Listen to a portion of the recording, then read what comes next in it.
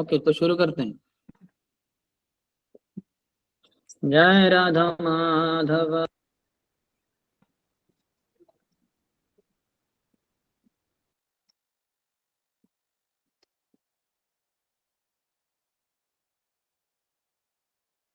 प्रभु जी आप म्यूट हो गए, हरे अनम्यूट कृष्ण करके लिए तो। सुना जाता ना। प्रभु जी आपका ये म्यूट हुआ, आप जरा শোনা अनम्यूट। যাচ্ছে না। हरे कृष्ण प्रभु जी, आपकी बात सुनाई नहीं दे रहा है। प्रभु जी आप म्यूट हो गए, आप अनम्यूट करके लीजिए।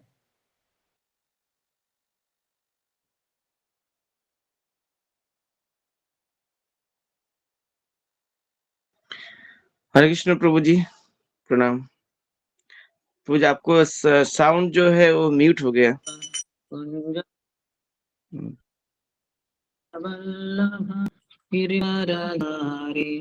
हरे कृष्णा कृष्ण कृष्ण हरे हरे, हरे राम राम राम हरे हरे, हरे कृष्ण कृष्ण कृष्ण हरे हरे, हरे राम राम राम हरे हरे, हरे कृष्ण कृष्ण कृष्ण हरे हरे, हरे राम राम राम हरे हरे, हरे कृष्ण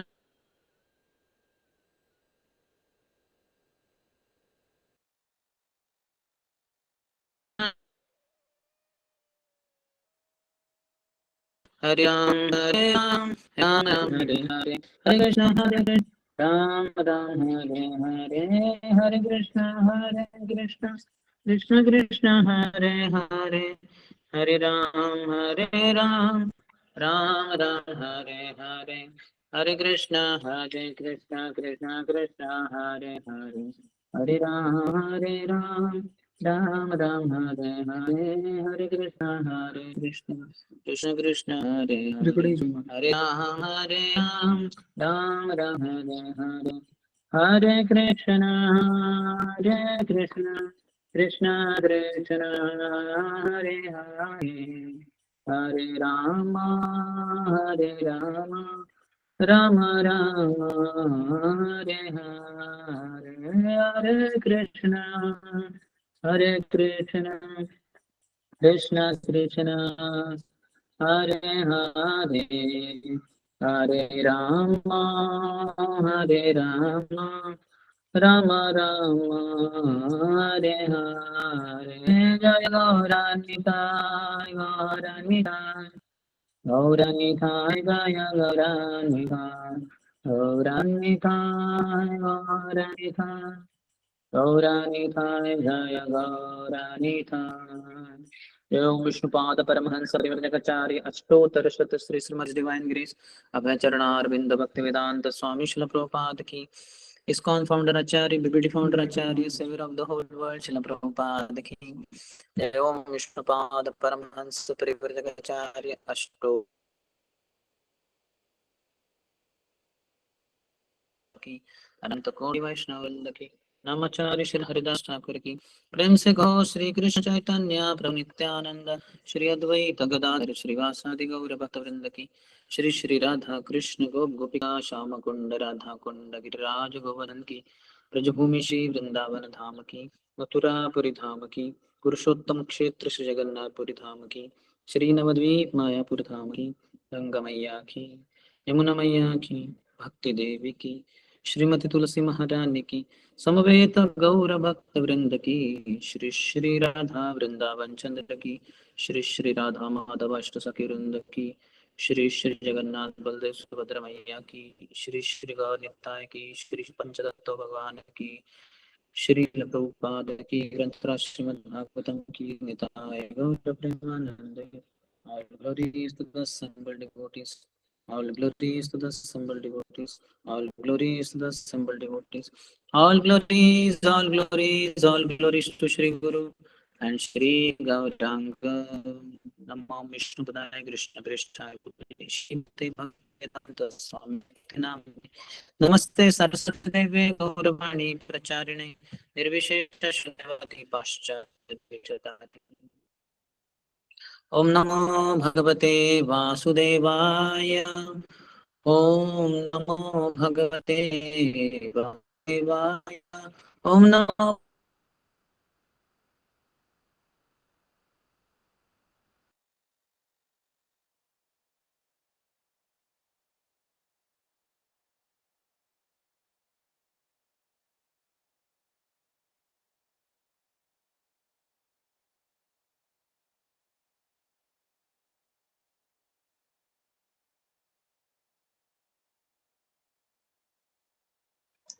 हरे कृष्णा।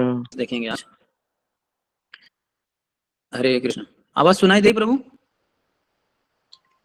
तपोनी बीच आनंद बीच प्रभु, में थोड़ा प्रॉब्लम हो रहा है प्रभु जी, बीच बीच में थोड़ा। थोड़ा प्रॉब्लम हो रहा है। अब अभी ठीक है प्रभु जी। नेटवर्क नेटवर्क तो फुल दिखा रहा है। अभी ठीक है प्रभु जी। अभी ठीक अभी है। ठीक है। ओके, वही प्रभु ठीक जी। है। एनीवे, हम भगवान से प्रार्थना करते हैं, हम सब प्रार्थना करेंगे कि हम ध्यान से सुन पाए, तभी वो होगा। ये इंटरनेट तो बाह्य है, लेकिन आंतरिक हमारे हृदय की इच्छा रहेगी कि सुन पाए, तो भगवान कर देंगे सब कुछ ठीक। ओम ज्ञान ज्ञानाञ्जनशलाकया चक्षुरोन्मिलितं येन तस्मै श्रीगुरवे नमः। श्रीचैतन्यमनोभीष्टं स्थापितं येन भूतले स्वयं रूपः कदा मह्यं ददाति स्वपदान्तिकं। वन्देऽहं श्रीगुरोः श्रीयुतपदकमलं श्रीगुरोन् वैष्णवांश्च श्रीरूपं साग्रजाता सहगणा रघुनाथान्वितं तं सजीवं साद्वैतं सावधूतं परिजनसहितं कृष्णचैतन्यदेवं श्रीराधा कृष्णपादान् सहगणा ललिता श्रीविशाखान्वितांश्च वाञ्छाकल्पतरुभ्यश्च कृपा सिन्धुभ्य एव च पतितानां पावनेभ्यो वैष्णवेभ्यो नमो नमः। जय श्री कृष्ण चैतन्य प्रभु नित्यानंद, श्री अद्वैता गदाधर श्रीवास आदि गौर भक्त वृंद। हरे कृष्णा कृष्णा कृष्णा हरे हरे, हरे राम राम राम हरे हरे।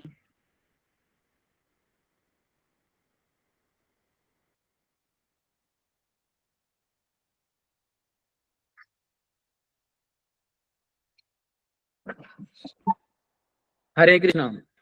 तो हम जो चर्चा कर रहे हैं, ये श्रीमद् भागवतम के अंतर्गत बहुत ही अच्छा एक प्रसंग है, जिसके द्वारा हम सीख सकते हैं कि क्या नहीं करना होता। हम देख रहे हैं कि कथा के अंतर्गत जो दीति है, जो कश्यप की एक पत्नी है, सबसे छोटी वाली, तो उनकी अन्य पत्नियां भी थी, बहुत सारी बहनें थी वो, और उनका एक साथ विवाह किया गया था कश्यप मुनि से। तो बाकी स्त्रियों को, यानी बाकी पत्नियों को कश्यप के द्वारा पुत्र प्राप्त हुए थे, एकमात्र दीति को छोड़कर। तो ये दीति की इच्छा हुई कि मेरे भी पुत्र हो, तो इसलिए वो अपने पति के पास जाती हैं और उनसे इच्छा करती हैं कि वो उन्हें पुत्र प्रदान करे। लेकिन वो समय शाम का था, तो इसलिए उनके पति कश्यप मुनि कह रहे हैं कि नहीं, ये उचित समय नहीं है, मैं आपको पुत्र प्रदान करूंगा लेकिन थोड़ा बाद में, ये समय उचित नहीं है। वो कारण बताया, क्योंकि इस समय शिव जी अपने गणों के साथ, उनके जो बहुत सारे भूगण होते हैं उनके साथ विचरण करते हैं शाम के समय। और अगर कोई ऐसी स्थिति में पाया जाता है जो मैथुन जीवन में लगा है, तो उस समय उनका प्रभाव डाले हैं, क्योंकि वो उनका समय है। तो ये समय के अनुसार भी होता है, जिस समय हमारा जन्म होता है या जिस समय पति पत्नी शारीरिक संग करते हैं, तो उसका सब प्रभाव होता है। तो ये समय उचित नहीं है। लेकिन वो काम वासना से काफी पीड़ित थी, विशेषकर उनको पुत्र चाहिए था। तो वो अपने पति को, उनको थोड़ा सा खींचती है, उनके शरीर को, एक जैसे कामुक स्त्री करेगी। और जो कश्यप थे वो भी बहुत आध्यात्मिक दृष्टि से इतने शक्तिशाली नहीं थे, शुद्ध भक्त तो थे नहीं वो। तो इसलिए वो भी दीति के काम वासना के द्वारा वो भी प्रलोभित हो गए, और फिर वो उनके साथ संग करते हैं शाम के समय। और संग करने के बाद ये एक प्रसंग आता है जो आज का श्लोक है 38वां। आप मेरे पीछे दोहरा सकते हैं, नहीं तो मैं ही दोहराता हूँ। तो कश्यप उवाच अप्रापयत्या आत्मनस्ते दोषान् मुहूर्तिकाद्भुत मन्निदेशातिचारेण देवानां चाति हेलनात्। तो इसका अनुवाद और तात्पर्य कृष्ण कृपा श्रीमती अभय चरणारविंद भक्तिवेदांत स्वामी शिला प्रभुपाद के द्वारा इस आकार से हैं। तो जो बहुत पढ़े लिखे ऐसे शास्त्रों में निपुण कश्यप थे, वो कहते हैं क्योंकि तुम्हारा मन दूषित था और क्योंकि हमने समय के अनुसार नहीं, यानी समय के अनुचित समय में ये शारीरिक संग किया है, ये अपने जो मेरे द्वारा दिए गए तुम्हारे जो दिशा थी या मेरे द्वारा जो निर्देशन दिए गए थे उसका तुमने उल्लंघन किया है, और क्योंकि तुमने देवताओं की अवहेलना की है, तो सब कुछ ये अमंगल रहा। हमारे शारीरिक संग में सब कुछ अमंगल रहा। तो अभी तात्पर्य को हम देखेंगे और साथ ही साथ चर्चा भी करेंगे।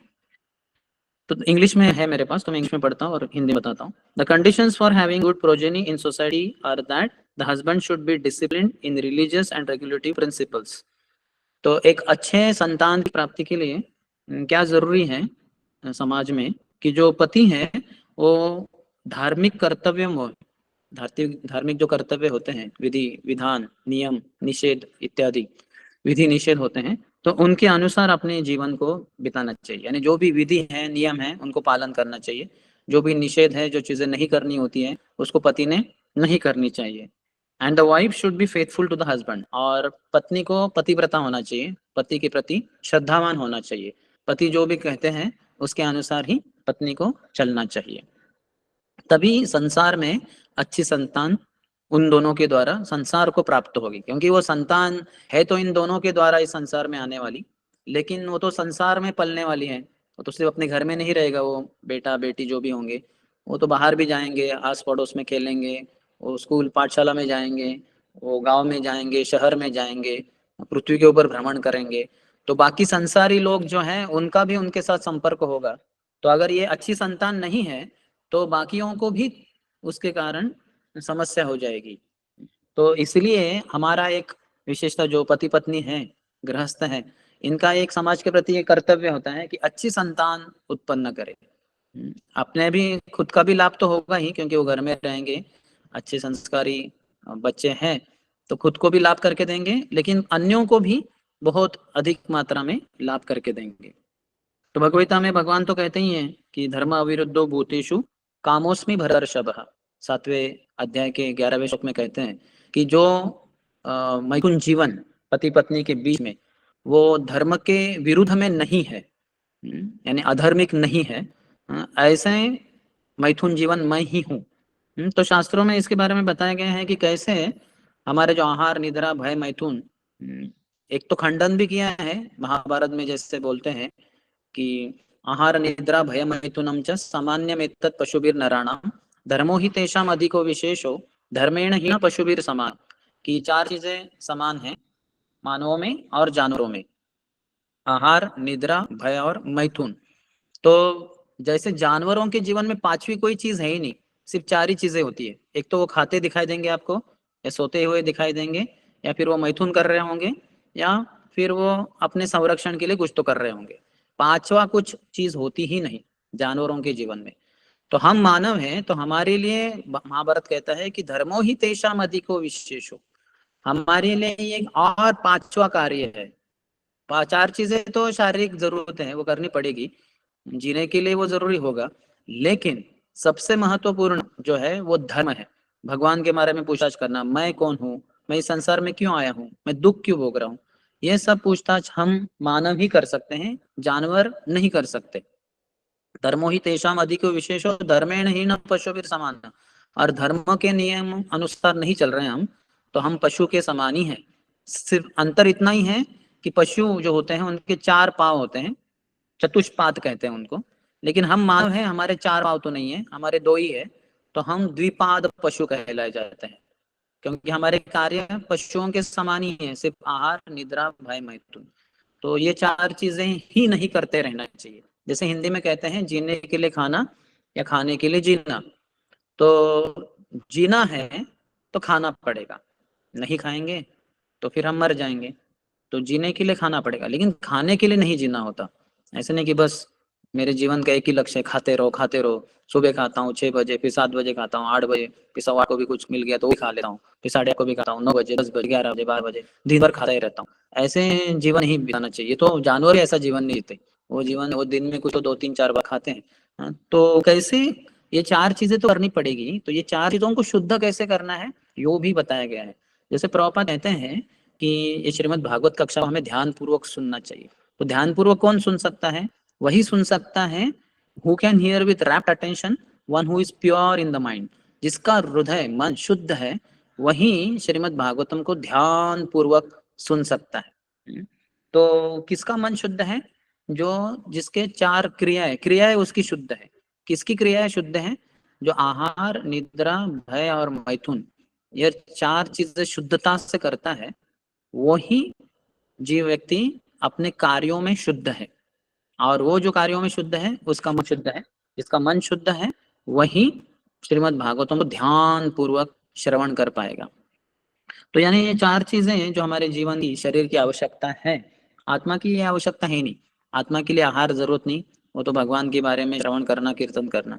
आत्मा को नींद की जरूरत नहीं, आत्मा को मैथुन की जरूरत नहीं, और आत्मा को संरक्षण की जरूरत नहीं, क्योंकि आत्मा को कोई काट नहीं सकता। नैनम छिंदन्ति शस्त्राणि, नैनम दहति पावका, न चैनम क्लेदयन्ति आवो, न शोषयति मारुता। जैसे भगवगीता के दूसरे अध्याय में भगवान जब बताते हैं कि हम शरीर नहीं आत्मा है, तो तुरंत दूसरी चीज बताते हैं कि आत्मा की गुण धर्म क्या है। तो आत्मा को किसी शस्त्र के द्वारा काटा नहीं जा सकता, किसी पानी के द्वारा गीला नहीं किया जा सकता, अग्नि के द्वारा उसका दहन जलाया नहीं जा सकता, न तो हवा के द्वारा उसको सुखाया जा सकता है। ये सब नहीं होता, क्योंकि आत्मा आध्यात्मिक है, सच्चिदानंद है। वो भौतिक पदार्थ पृथ्वी, आप, वायु, तेज, आकाश, ये पंच महाभूत से नहीं बना है। तो आत्मा के लिए आहार, निद्रा, भय, मैथुन जरूरी नहीं है। लेकिन हम जो शरीर में है, तो शरीर में ये 4 चीजें जरूरत होती है। जो ब्रह्मचारी, वानप्रस्थ, सन्यासी है, उनके लिए मैथुन नहीं है, संरक्षण की भी जरूरत नहीं है, क्योंकि वो भगवान के ऊपर आधारित है, जिस स्थिति में भगवान रखे उसमें। लेकिन फिर भी उनके लिए भी वो कार्य रह ही जाते हैं, आहार और नींद। उनको भी खाना तो पड़ेगा ही, दिन में 1 बार 2 बार इत्यादि, या नींद तो वो भी लेना ही पड़ेगा। तो ये 4 चीजों को शुद्ध कैसे करना है, ये शास्त्रों में बहुत विस्तार से बताया है। तो आज का विषय है कि शुद्ध मैथुन क्या है। तो जैसे यहाँ बताया गया है, तो भगवद गीता में ही भगवान बता रहे हैं कि शास्त्रों के अनुसार पति पत्नी जो साथ में आते हैं, शारीरिक संग रखते हैं, और उसका पूरा प्रणाली है जो हम चर्चा करेंगे। तो उस मैथुन जीवन को भगवान कहते हैं मैं स्वयं हूँ। भगवान स्वयं ही वो मैथुन जीवन है। यानी पति पत्नी साथ में आ रहे हैं, शारीरिक संग कर रहे हैं, तो ये शुद्ध है तब जब भगवान शास्त्रों के अनुसार, धर्म के अनुसार हो रहा है तब। तो ये इधर और कुछ बताते प्रभु। Before engaging sexual intercourse, both the husband and wife must consider their mental condition, the particular time, the husband's direction and obedience to the demigods. तो मैथुन जीवन यानी शारीरिक संग करने के पूर्व दोनों पति और पत्नी ने अब देखना चाहिए कि उनकी मानसिक स्थिति क्या है, वो समय कौन सा है, पति को कैसे दिशा प्राप्त हो रही है, और देवताओं के अनुसार चल रहा है कि नहीं। तो ये सब बहुत महत्वपूर्ण घटक है। तो इस संसार में भी आजकल आप देखेंगे, वैसे भी सदियों से ये चर्चा आती रहती है, चलती रहती है भौतिकवादी लोगों के बीच में, कि मैथुन के काम शास्त्र वगैरह, लोग जो पीड़ित रहते हैं, जिनका हृदय शुद्ध नहीं है, जिनकी वासनाएं होती है, यानी भोग करने की इच्छा होती है, वो हमेशा चाहते हैं कि कैसे अपने मैथुन जीवन को अधिकाधिक अच्छा बनाए, यानी भोग करे, भोगेश्वर्य प्रसक्ता नाम। वो भगवान से संबंधित तो है ही नहीं, खुद का ही भोग, खुद से ही भोग करना चाहते हैं। तो ऐसे लोग बहुत चर्चा करते हैं कि मैथुन कैसे करना चाहिए, अधिकाधिक कैसे कर सकते हैं, दिन में अधिक बार, 5 बार, 6 बार, 7 बार, 8 बार, जैसे कुत्ते बिल्लियों जैसा। तो ऐसे शास्त्रों में अनुमति नहीं है। कुत्ते बिल्लियों के समान, जैसे प्रभुपाद कहते हैं कि जो कपोत, जो कबूतर होते हैं, वो दिन में 60 बार मैथुन कर लेते हैं। लेकिन वो बच्चा पैदा करता है, वो कबूतर ही रहता है, उससे क्या संसार को इतना लाभ नहीं है। तो एक अच्छी संतान प्राप्त करना, ये मैथुन जीवन का एकमात्र उद्देश्य है। अच्छी संतान, कौन सी संतान? अच्छी संतान यानी जो पति है, पत्नी है, यानी पुरुष और स्त्री है, उनके आध्यात्मिक जीवन में उनको और मदद करने वाले, उनको सहायक बनने वाले ऐसे पुत्र या पुत्री प्राप्त हो, इस एकमात्र उद्देश्य से ही पति अपने पत्नी के साथ शारीरिक संग करता है, जिसके द्वारा एक अच्छी संतान यानी भगवत भक्ति से पूरी भरी हुई ऐसी संतान प्राप्त होगी। तो उनकी मेंटल स्थिति, मानसिक परिस्थिति बहुत महत्वपूर्ण है। शारीरिक भी दोनों, अभी जो पति है स्वाभाविक रूप से उन्होंने पहले ही बचपन के 5 साल की उम्र से ही ब्रह्मचारी व्रत का पालन किया होना चाहिए, वो गुरुकुल में जाकर गुरु के निर्देशन के अनुसार ब्रह्मचारी जीवन बिताए होने चाहिए, ये आदर्श है। और फिर बाद में 20-25 उम्र में जब उनका अध्ययन अंत हो गया तो अपने गुरुकुल में गुरु महाराज को गुरु दक्षिणा देकर वो फिर अपने घर परिवार में आ जाते हैं, कुछ व्यवसाय वगैरह करते हैं पीढ़ी के अनुसार जो चलता है, ब्राह्मण क्षत्रिय वैश्य के अनुसार, समाज के अनुसार। और एक बाद में कुछ इस समय पे एक अच्छी लड़की से विवाह करते हैं जो उनके ही कुल के उचित होगी, जिनके विचार बाकी सब कुछ शुद्ध होगी उनके अनुसार ही। ब्राह्मण है तो ब्राह्मण लड़की, ब्राह्मण क्षत्रिय लड़का है तो क्षत्रिय लड़की, और फिर वैश्य लड़का है तो वैश्य लड़की, जो उनके ही अनुसार, बाकी सब चीजों में भी समानता है इत्यादि। तो ऐसे अनुरूप लड़की से विवाह करके फिर वो दंपति अपना आध्यात्मिक जीवन बिताते हैं, साथ ही साथ शारीरिक जो जरूरत है उसको भी चलता है।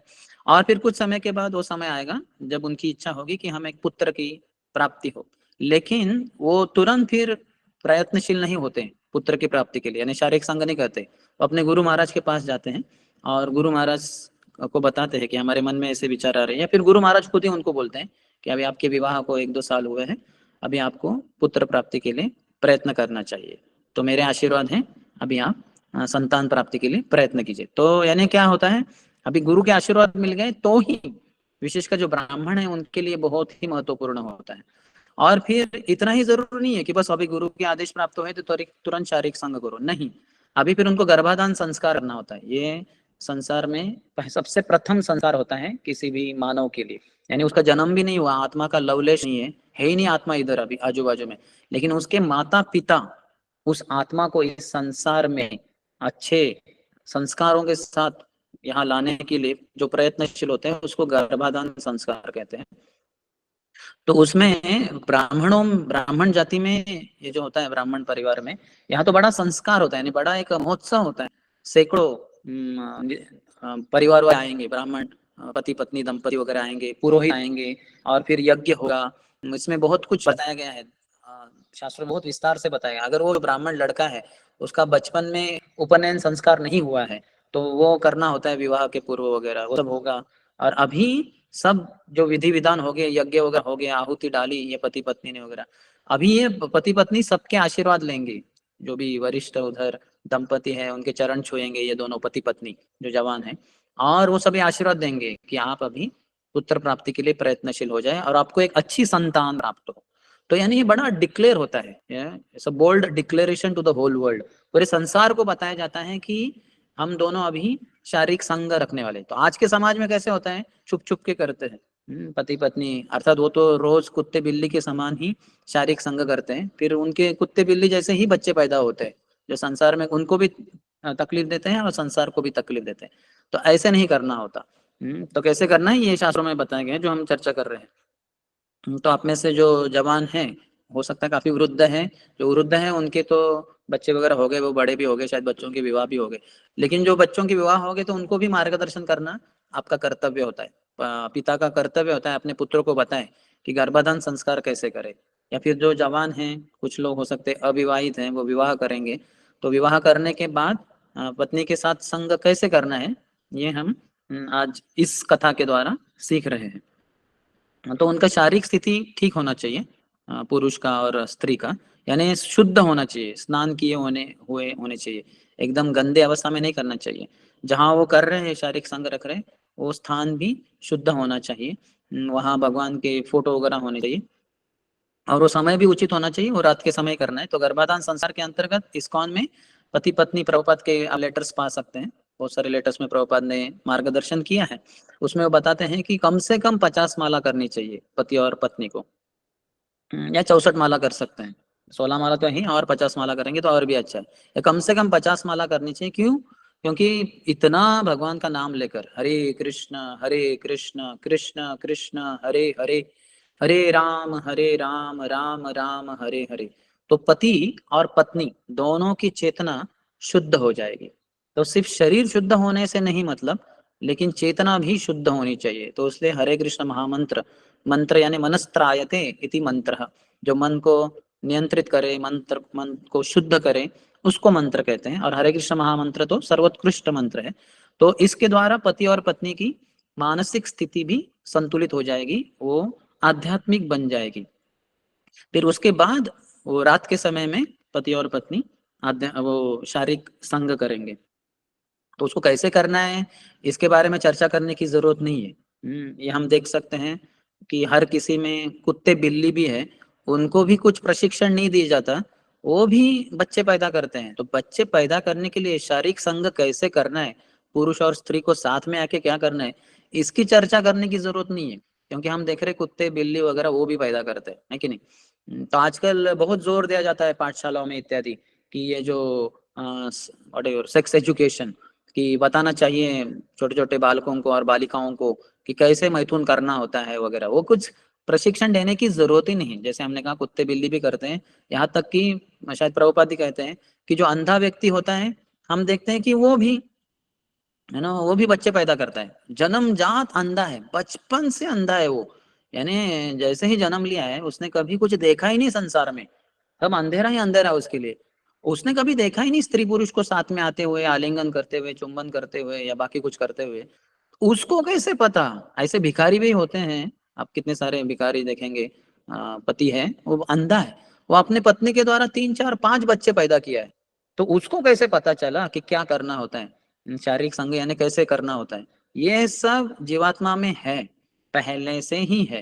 क्योंकि जन्म जन्मांतर में यही करता आया, वो कुत्ता था, वो बिल्ली था, वो घोड़ा था, वो गधा था, वो जो भी कुछ था, हर जीवन में वो मैथुन करते आया है। तो इसके बारे में प्रशिक्षण देने की जरूरत नहीं है।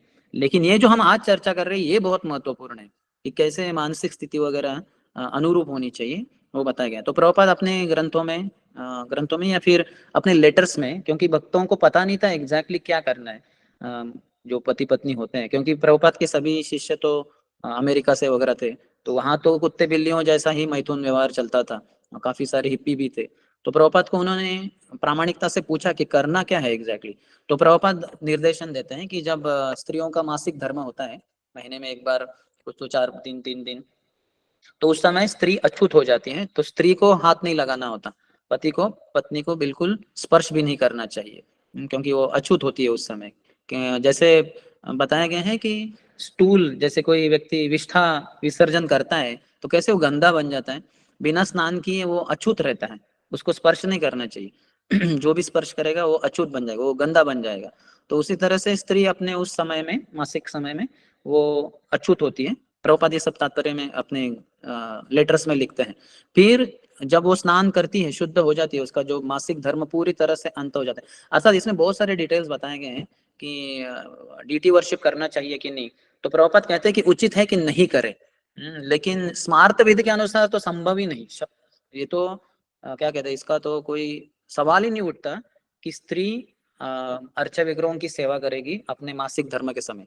नो क्वेश्चन, नहीं, नहीं कर सकती।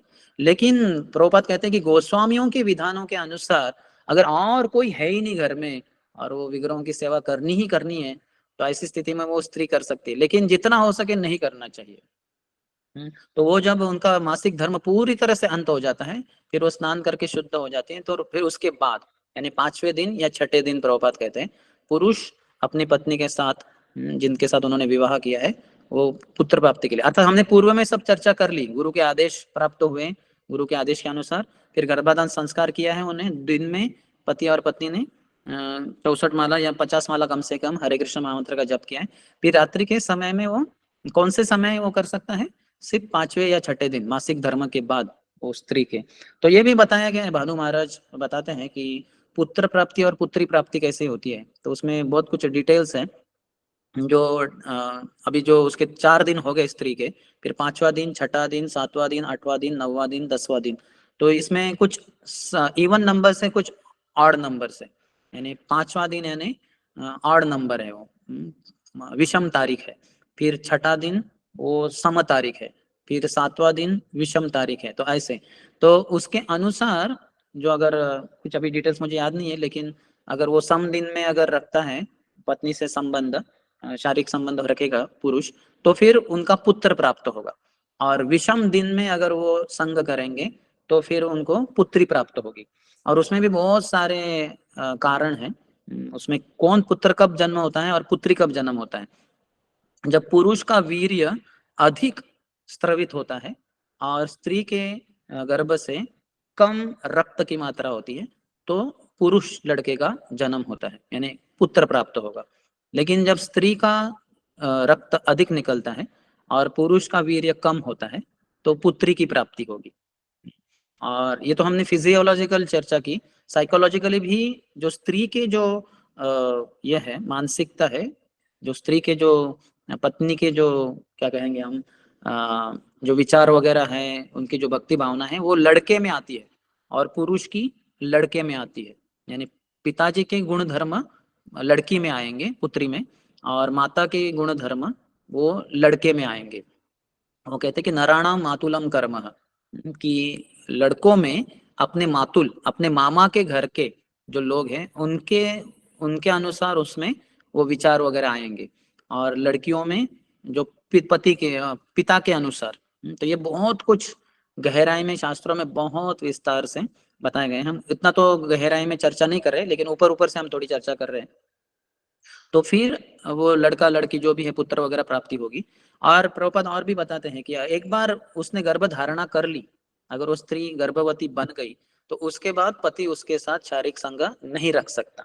हालांकि आज के समाज में बहुत चर्चा होती है इसके बारे में कि अगर पत्नी गर्भवती है तो भी क्या उसके साथ मैथुन जीवन जिया जा सकता है, तो कैसे करना है, किस स्थिति में कर सकते हैं, कितने महीने तक कर सकते हैं।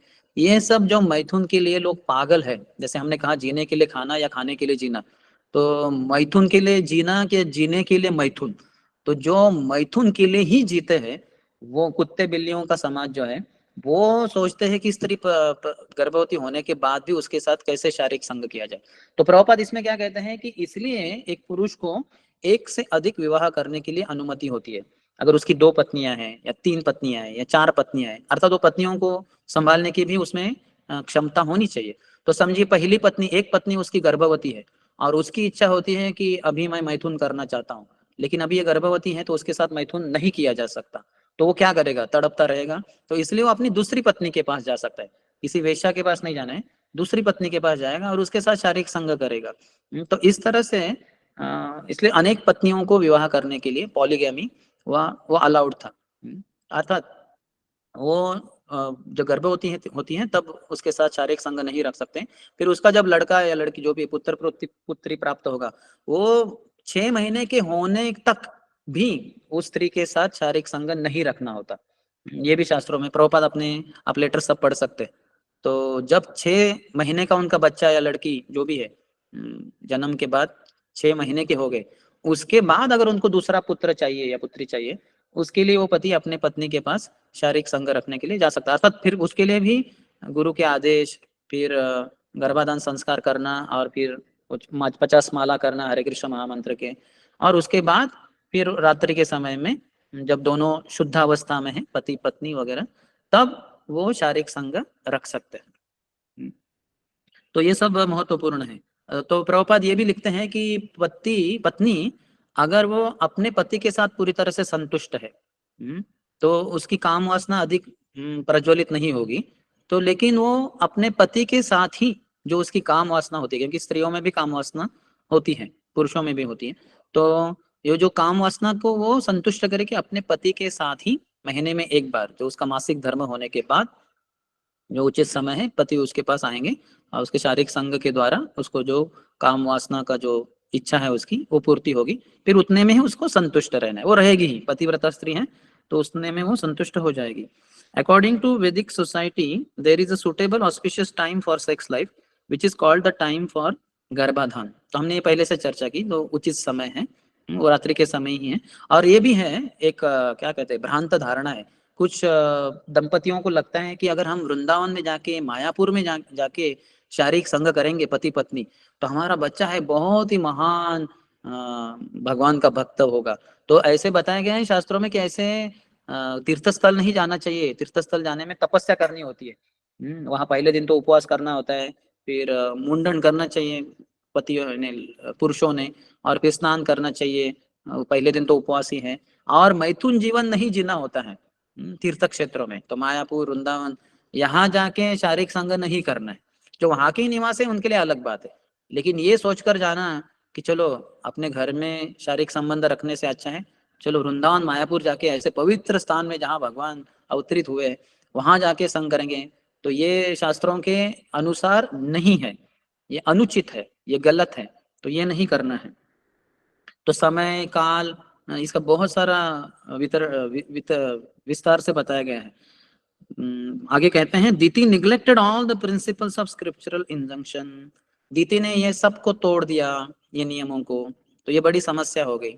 अनुचित समय था वो, शाम का समय जो प्रदोष होता है सूर्यास्त के बाद, कुछ जो एक समय होता है 1 1.5 2 घंटा, तो उस समय शारीरिक संग नहीं करना चाहिए। जैसे हमने पहले ही बताया, जो शिव जी के भूतगण होते हैं वो विचरण कर रहे होते हैं आसमान में, और वो जैसे ही देखते हैं कि पति पत्नी इस समय पे शारीरिक संग कर रहे, तो वो भूतगण प्रवेश कर जाएंगे, और फिर वो भूतगणों की चेतना वो बच्चे में रहेगी। फिर वो भूत जैसे ही बच्चा रहेगा, वो बहुत समस्या करेगा माता पिता के लिए और समाज के लिए। So, and therefore, although she was very anxious for auspicious children, she was informed that her children would not be worthy to be the sons of a Brahman. तो हालांकि उसकी इच्छा थी कि बहुत ही पवित्र बच्चे जन्म ले हमारे, मेरे पति के साथ मेरा जो शारीरिक संग है उसके द्वारा, लेकिन विपरीत ही हो गया। उसको बताया गया है 2 बड़े राक्षस पैदा हो जाएंगे। तो कौन स्त्री चाहेगी कि उसके राक्षस जैसे बच्चे पैदा हो?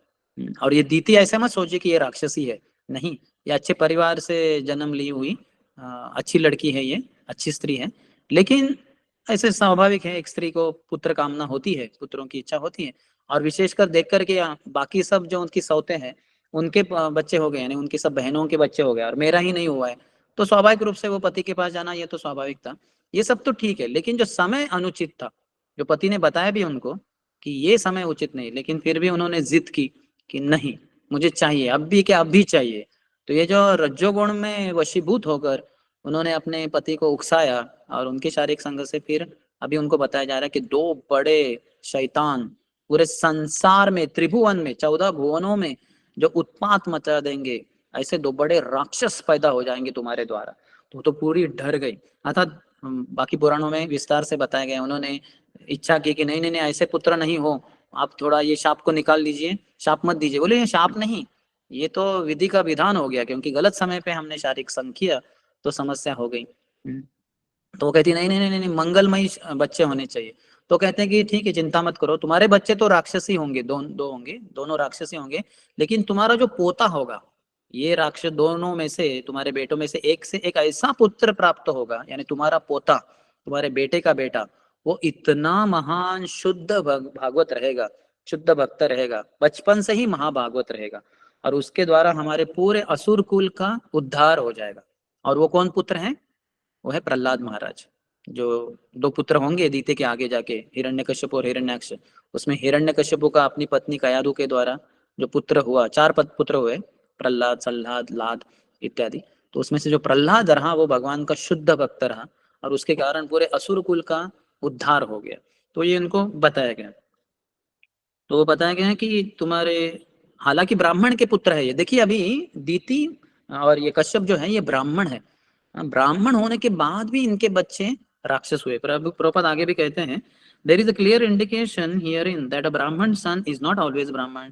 यहाँ स्पष्ट रूप से बताया गया है कि ऐसा नहीं कि ब्राह्मण का पुत्र ब्राह्मण ही रहेगा, ब्राह्मण का पुत्र किसी भी स्वरूप का हो सकता है। किस समय उन्होंने ये रखा है, शारीरिक संग किया है, बच्चे का जन्म किस समय पे हुआ, इसके बहुत डिटेल्स है। आप जानते हैं हम सब एक उचित नक्षत्र पे वगैरह जो होते हैं, राशि में, वो सब कौन से स्थान में हमने जन्म लिया है, ये सब बहुत महत्वपूर्ण होता है। हमारे माता पिता ने कब संग किया। तो इन्होंने एक प्रश्न भी पूछा इधर कि क्या पति पत्नी को डेली, और do couples have to do 50 rounds daily? नहीं, रोज करने की जरूरत नहीं है। अर्थात रोज करेंगे तो बहुत ही अच्छा है, शायद काम वासना ही चली जाए लेकिन नहीं, उस दिन जिस दिन वो शारीरिक संग करने वाले हैं उस दिन सुबह से लेके स्नान करने के बाद, वो मंगल आरती वगैरह करने के बाद दिन में उनको 50 माला करना है या 64 माला, और फिर रात के समय वो गर्भाधान संस्कार यानी उसी दिन करना है। और हो समझिए कि उस समय जो उन्होंने शारीरिक संग किया उसके द्वारा वो गर्भवती नहीं बनी स्त्री, तो अगली बार जब वो शारीरिक संग करेंगे वैसे ही मासिक धर्म के बाद वगैरह जो भी समय आएगा, तो उस दिन फिर से उनको 50 माला करनी है, पति पत्नी को दोनों मिलके। हाँ, एक और चीज रह गई, पति को ये बोलना है, भगवान से प्रार्थना करना है कि इस स्त्री के गर्भ में यानी मेरे पत्नी के गर्भ में एक ऐसे महान आपके आत्मा को भेजिए, आपके पुत्र को, तो इस संसार में पूरा आध्यात्मिक जीवन की क्रांति ला दे, यानी पूरे अपने जीवन में बहुत ही भक्तिमय उसकी प्रेरणा हो और संसार में भी वो दूसरों को भक्ति लेने के लिए प्रेरणा दे, ऐसे प्रार्थना करनी है। और moreover what's stated as the husband's direction in the purport at how to become obedient to the demigods। हाँ, तो जो हमने बताया, चर्चा किया, अगर गुरु के आदेश है तो उसमें सब कुछ सम्मिलित है। तो दिन में नहीं करना है वगैरह वगैरह वो सब है, तो देवताओं के आशीर्वाद है उसके लिए। आगे कहते हैं कि there is a clear indication herein that Brahman son is always not Brahman. Personalities like Ravan and Hiranyakashipu were actually born of Brahmans। हम देख सकते हैं कि हिरण्यकशिपु रावण दोनों ब्राह्मण कुल में परिवार में जन्म लिए थे। रावण के भी पिताजी जो थे वो ब्राह्मण ही थे, लेकिन ये ऐसे राक्षस पैदा हो गए। But they were not accepted as Brahmins because their fathers did not follow the regulative principles for their birth। तो जैसे पति पत्नी जब शारीरिक संग करते हैं तो समझिए किसी का मार्च में जन्म हुआ है, तो उनके माता पिता ने मार्च के बाद अप्रैल मई जून महीने में उन्होंने शारीरिक संग किया होगा, क्योंकि 9 महीने के गर्भाधान होने के बाद, गर्भावस्था रहने के बाद वो स्त्री ने जन्म दिया, तो उन्होंने जून महीने में, तभी जून महीने में वर्षा वगैरह होती है तो उस समय हवा वगैरह बहती है, तो वो बच्चे में वात वगैरह आ जाएगा, यानी वात यानी वो कफ वात पित्त ये जो 3 प्रमुख धातु हैं जिससे हम सबका शरीर बनता है। तो माता पिता ने किस समय शारीरिक संग किया है, वो जो प्रधान जो धातु है, एक तो कफ है, नहीं तो वात है, नहीं तो पित्त है, तो वो अलग अलग समय पे अलग अलग रहेंगे। वर्षा ऋतु में एक रहेगा, अभी ग्रीष्म ऋतु में पित्त बहुत ज्यादा रहेगा, वर्षा ऋतु में करीबन वात रहेगा, ऐसे ऐसे। तो वो बच्चे में आ जाएगा, किस समय माता पिता शारीरिक संग कर रहे वो बच्चे में वो धातु ज्यादा उसके शरीर में आ जाएगा। तो ये सब मैंने कहा, अब किसी भी एंगल से देखो ये बड़ा साइंस है, ये बहुत बड़ा साइंस है। तो लोगों को साइंस पता ही नहीं और सिर्फ आर्ट के पीछे, यानी कैसे मैथुन करना है उसके पीछे ही लगे रहते हैं। आगे कहते there were only 1 or 2 rakshasas in the previous ages due to negligence of the disciplinary methods. पूर्व के जमाने में ऐसे 1-2 ही राक्षस हुए, हिरण्याक्ष, हिरण्यकश्यप इत्यादि, लेकिन during the age of Kali there is no discipline in sex life. आज के कलयुग में अभी मैथुन जीवन में कुछ तो लोग नियमों का पालन नहीं करते। How then can one expect good children, फिर हम कैसे इच्छा कर सकते हैं कि अच्छी संतान हो? अच्छी संतान नहीं होगी। कुछ माता पिता, बहुत सारे माता पिता कहते हैं अरे कैसे शैतान जैसा बच्चा पैदा हुआ है, ये शैतान कैसे पैदा हुआ हमारे घर में? अभी शैतान किससे पैदा होगा? शैतान माता और पिता, ऐसे ही माता पिता से शैतान बच्चा पैदा होगा ना। जैसे पुरुष और स्त्री से बच्चा पैदा होता है, या फिर अमेरिकन माता और पिता दोनों गोरे हैं तो उनके लड़के भी गोरे, अफ्रीकन माता पिता दोनों काले हैं तो उनके बच्चे भी काले, लड़की हो या लड़का हो। तो जैसे घोड़ा और घोड़ी है तो उनका घोड़ा या घोड़ी ही जन्म लेंगे, गधा गधी है तो उनका गधा या गधी ही बच्चे जन्म लेंगे। तो शैतान माता शैतान पिता है तो उनके बच्चे भी शैतान जैसे होंगे। तो बच्चों को दोष देने में ये कुछ उचित नहीं है। पति पत्नी को देखना चाहिए, ये प्रशिक्षण होना चाहिए, ये ज्ञान होना चाहिए कि शारीरिक संबंध कब रखना है, कैसे रखना है, क्या कुछ करना होता है। इसलिए प्रभुपाद ने अपने ग्रंथों में इतना विस्तार से लिखा है ना, जिससे कि जो कृष्ण भावना भावित इस्कॉन के जो गृहस्थ है उनको पता होना चाहिए कि गर्भाधान कैसे करना होता है, पूरा उसका जो साइंस है उसको कैसे पालन करना है, तो पता होना चाहिए, अज्ञान नहीं होना चाहिए। Certainly unwanted children cannot be a source of happiness in society। अगर अवांछित लड़के हैं, संतान है संसार में, तो फिर संसार में उत्पात ही मच जाएगा। हम देख सकते हैं जो 5 कारण बताया अर्जुन ने भगवत गीता के पहले अध्याय में, अर्थात 4 पहले अध्याय में और 5वां दूसरे अध्याय की शुरुआत में बताया है। लेकिन जो 5 कारण है उसमें से एक कारण है कि वर्ण संकर पैदा हो जाएंगे। अगर ये सब पुरुष इस युद्ध भूमि में जो इकट्ठा हुआ है, इनको मैं मार डालू सबको, तो फिर स्त्रियां विधवा हो जाएंगी। जब स्त्रियां जो इनकी पत्नियां हैं, जवान हैं, विधवा हैं, तो जो गलत प्रकार के पुरुष होंगे संसार में, उन स्त्रियों के ऊपर गलत आंख डालेंगे, उनको पकड़ के उनके साथ बलात्कार करेंगे, शारीरिक संग रखेंगे, फिर वो स्त्रियां गर्भवती हो जाएंगी। और उन दिनों में तो गर्भपात करते नहीं थे, बच्चे को गिराना वगैरह ये पाप है, बहुत बड़ा पाप है गर्भपात, ये अच्छा नहीं है। तो उन दिन फिर ऐसा बच्चे पैदा होंगे तो वो वर्ण संकर होंगे, वो संसार में उत्पात मचा देंगे, बहुत समस्या हो जाएगी। तो ये अर्जुन एक कारण बताता है, इसलिए मैं नहीं लड़ूंगा, ऐसे वो बताते हैं। तो फिर ऐसे वर्ण संकर पैदा हो जाते हैं जब अच्छी तरह से संतान उत्पत्ति के लिए प्रयास नहीं होता। Certainly, unwanted children cannot be a source of happiness in society, but through the Krishna consciousness movement, they can be raised to the human standard by chanting the holy name of God. लेकिन अगर ऐसे अवांछित संतानें भी प्राप्त हुई है, लेकिन उनको कृष्ण भावना भावित होने का अगर प्रशिक्षण दिया जाए, तो फिर वो हरिनाम का जप कर कर शुद्ध बन सकते हैं। जैसे प्रभुपाद ने किया, अमेरिका के जो अवांछित बच्चे पैदा हुए, लड़के लड़कियां, जैसे हिप्पी बन गए वो सब, शराब पीते थे, ड्रग्स लेते थे, सभी कुकर्म करते थे, मांस खाते थे, जुआ खेलते थे, नशा करते थे, व्यभिचार, पर पुरुष पर स्त्री संबंध सब करते थे। ऐसे अवांछित संतानें भी जो अमेरिका के समाज के द्वारा भी त्याग दी गई थी, वहां के लोग भी उनसे कुछ लेना देना नहीं था, ऐसे जवान लड़के लड़कियों को प्रभुपाद ने कृष्ण भावनामृत प्रदान किया और वो सब हरिनाम लिए, हरे कृष्ण कृष्ण कृष्ण हरे हरे, हरे राम राम राम हरे हरे, और शुद्ध हुए। वो सब शुद्ध हो गए। अर्थात जो प्रभुपाद के साथ रहे वो शुद्ध हुए, जो आए ही नहीं या प्रभुपाद को आने के बाद भी छोड़ दिए वो तो अलग बात हुई, लेकिन जो प्रभुपाद के साथ लगे रहे, टिके रहे, वो लोग शुद्ध बन गए। तो प्रभुपाद कहते हैं कि कृष्ण भावनामृत की कितनी शक्ति है। आगे कहते हैं कि that is the unique contribution of Lord Chaitanya to human society. ये श्री चैतन्य महाप्रभु का संसार के लिए ये बहुत बड़ा योगदान है। तो हम सबको भी ये शास्त्र जानना है, पुरुष स्त्री का संबंध रखने का क्या ये प्रणाली है, कैसे करना होता है, क्या नहीं करना है, क्या करना है इत्यादि। और ये आपको दूसरों को भी सिखाना है। आप जिनको भी, अर्थात शुरुआत में तो हम सिखाते नहीं है, लेकिन जैसे व्यक्ति माला कर रहा है और उसका हृदय शुद्ध होता जाता है, और फिर वो उसका विवाह हुआ है, वो अपनी पत्नी के साथ संग रखना चाहता है और शारीरिक संबंध बच्चे के लिए, तो फिर वो पूछेगा आपको, या फिर आप उसको बता सकते हैं कि देखो अभी तुम्हारा विवाह हुआ है, जब भी तुम्हें कभी संतान उत्पत्ति के लिए अपनी पत्नी के साथ संग करना है तो क्या करना है, क्या नहीं करना है, ये सब तुम जान लो, ऐसे ऐसे शास्त्रों में विधि विधान है। तो ये पहला श्लोक है। तो इसके ऊपर किसी का प्रश्न है? एक प्रश्न तो पूछा था उन्होंने कि उसी दिन माला करनी है 50 क्या रोज करना है?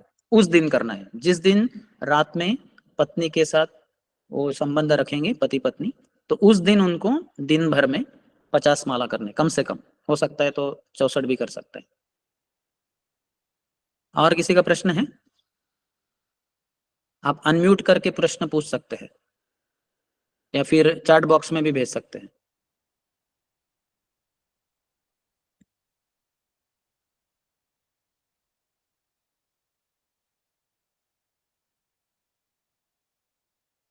हरे प्रभु একটি প্রশ্ন আছে। हाँ बताइए। हाँ, हरे प्रभु, कृष्ण। जो दीदी वो तो एक अच्छे परिवार हम्म, से थी, तो उसको हम्म, भी ये सब पता था, तो फिर भी वो क्यों इस टाइम पे संध्या काल में उसको क्यों ऐसा कामना वासना हुई, क्यों?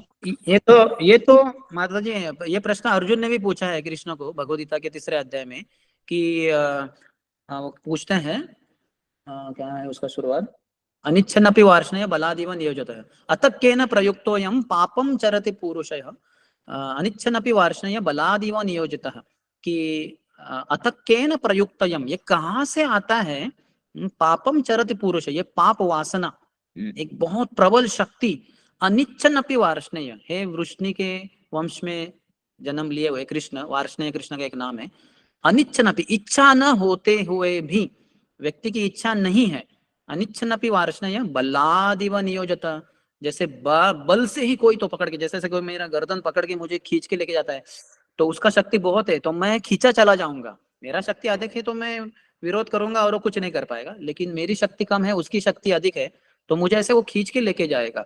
तो वैसे ये कौन सा एक शक्ति है जो हमारी इच्छा न होते हुए भी हमें पाप करने के लिए प्रवृत्त करता है? तो इसका उत्तर अगले श्लोक में भगवान कृष्ण देते हैं। कामयेश क्रोधयेश रजोगुण समुद्भवः महाशनो महापाप्मा विद्धेनमिह वैरिणम। कि काम, ये काम है अर्जुन, काम ऐसा क्रोध यश, जो बाद में क्रोध में परिवर्तित हो जाता है। काम की पूर्ति ना हो जाए तो वो क्रोध में परिवर्तित हो जाता है। हम सब जानते हैं कि हमारी कोई इच्छा है, पूर्ति नहीं हुई, किसी ने बाधा डाली, तो हम उसके ऊपर बड़े क्रोधित हो जाते हैं। काम ऐसा क्रोध ऐसा रजोगुण समुद्भव। काम कहाँ से प्रकट होता है? रजोगुण से। जो 3 गुण है, सत्वगुण, रजोगुण, तमोगुण, इसमें रजोगुण जिसका अधिक होता है तो उसकी काम वासना प्रबल हो जाती है। कुछ एक विशिष्ट समय पे बहुत अधिक बढ़ जाएगी, विशेषतः सायंकाल में। सायं के काल में बहुत काम वासना बढ़ जाती है। सुबह, अर्थात शास्त्रों में अन्य भी बताया, सुबह या शाम को, रात को बढ़ सकती है। इसलिए सुबह हम मॉर्निंग प्रोग्राम करते हैं और शाम को भी इवनिंग प्रोग्राम करना चाहिए, नहीं तो हम भी काम वासना से पूरी तरह से पीड़ित हो जाएंगे। तो काम एष क्रोध एष रजोगुण समुद्भवः महाशनो महापाप्मा विद्धेनम यह वैरिणम। महाशनो, ये पूरे संसार को निगल जाता है पाप, हर किसी को वशीभूत करता है। हम देखते बड़े बड़े योगी मुनिगण भी इसके वशीभूत हो गए। जैसे विश्वामित्र मुनि इतनी कठोर तपस्या कर रहे थे, लेकिन जब वो कौन थी, मेनका आई उनके जीवन में, बस उसको देखा भी नहीं, उसके कान, उसके चरणों में जो नुपुर थे उसकी आवाज सुनी उन्होंने, छन छन छन छन जो चल रही थी, उसके नुपुर बज गए, सब बज रहे थे, तो उसके अंदर की घंटियां सब टंग टंग टंग टंग टंग टंग सब घंटियां बजने लग गई। काम वासना है ही ऐसी, सबको इसका अनुभव होगा ही। तो रजोगुण समुद्भव महाशनो, सबको खा जाता है ये। महाशनो महापापमा, बड़ा पापी है ये काम वासना। विद्धेनम यह वैरिणम, जानो अर्जुन ये पूरे संसार का बड़ा वैरी है। यहाँ तक कि ज्ञानी जो होता है, ज्ञान में है, जो हमने देखा दुर्वासा, ये अपने विश्वामित्र मुनि हो या फिर सौभरी मुनि, कितने सालों के लिए यमुना के, सोचिए यमुना नदी में, कितना पवित्र नदी है, यमुना के नीचे, यानी पूरा नीचे नीचे नीचे जाके जो उसका जो नीचे भूमि है उस पे बैठ के सैकड़ों सालों के लिए तपस्या कर रहे। पूरा शरीर वो पानी में रहने से पूरा पिघल गया था, वो जर्जर हो गया था, लेकिन वहां उन्होंने 2 मछलियों को देखा। वो उसको कैसे समझा पता नहीं, पुरुष और स्त्री है, मादा और नर है, और वो जो कर रहे थे वो तो क्या कर रहे होंगे, उनका तो कोई ऐसा लिंग दिखता भी नहीं। वो जो कर रहे थे तो इनको समझा कि ये तो मैथुन कर रहे हैं, वो मछली नर और मादा। तो इनके मन में इच्छा हो गई कि मैं भी मैथुन करूं। फिर वो आ गए यमुना से बाहर, और बाजू में मथुरा में जो मानदाता राजा थे उनके पास गए, बोले मुझे आपके लड़की से, राजकुमारी से विवाह करना है, कृपया मुझे किसी से विवाह कर दीजिए। फिर आता उनके 50 से 50 राजकुमारियों से विवाह किए, बच्चे किए वगैरह। हम देख सकते काम वासना बड़ी प्रबल है। तो काम वासना हम सबको पीड़ित करती है, विशेषतः जैसे मैंने बताया सुबह और शाम को। तो शाम के समय में भी हमें इवनिंग प्रोग्राम करना चाहिए, जप करना चाहिए, कीर्तन करना चाहिए। इसलिए तो प्रभुपाद ने इवनिंग प्रोग्राम दिया है शाम को करीबन 6:45 तुलसी आरती, फिर 7 बजे गौर आरती, फिर 7:30 बजे भगवद गीता क्लास। जैसे मॉर्निंग प्रोग्राम है वैसे इवनिंग प्रोग्राम। तो नहीं तो फिर काम वासना पीड़ित करेगी। तो फिर ये दीति को काम वासना पीड़ित की, तो फिर वो आई, उसको जानते हैं, जो हमने आगे का श्लोक देखा नहीं कि आवृत्तम ज्ञानम एतेन ज्ञानिनो नित्य वैरिणा काम रूपेण कौन्तेय दुष्पुरेण अनलेन च।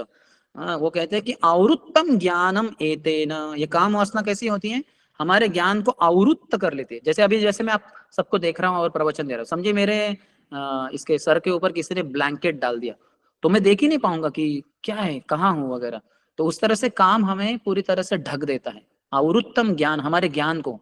तो दीति को पता है कि ये समय उचित नहीं है, लेकिन उसके ज्ञान को ढक दिया काम वासना ने। आवृत्तम ज्ञानम एतेन ज्ञानिनो नित्य वैरिणा, एक ज्ञानी जिसको ज्ञान है उसका भी नित्य हमेशा का वैरी है काम। काम रूपेण कौन्तेय, काम उसको कहते हैं कौन्तेय दुष्पुरेण अनलेन च। ये ऐसी एक अग्नि है हम सबके हृदय में भी धड़कती है। अभी हम तो भक्त बन गए, जप कर रहे हैं, इसलिए काम वासना बहुत कम हो गई होगी या शांत हो गई होगी। ब्रह्मचारियों के लिए, सन्यासियों के लिए तो पूरी तरह से वो शांत हो जानी चाहिए। अग्रस्तों के लिए भी काफी हद तक, लेकिन पुत्र प्राप्ति के लिए ठीक है, वो उस समय हो जाएगा थोड़ा बहुत, लेकिन अन्यथा नहीं। तो ये काम ही है जो दीति को परेशान किया, फिर वो समस्या होगी। ठीक है माता जी। ओके प्रभु फिर जी, और भी थैंक कुछ प्रश्न है यहाँ? हरे कृष्णा। सोम प्रभु पूछ रहे हैं कि धातु जो बात बोले अपने ओ जरा खुल के बोलिए। हाँ, जो हमारे 3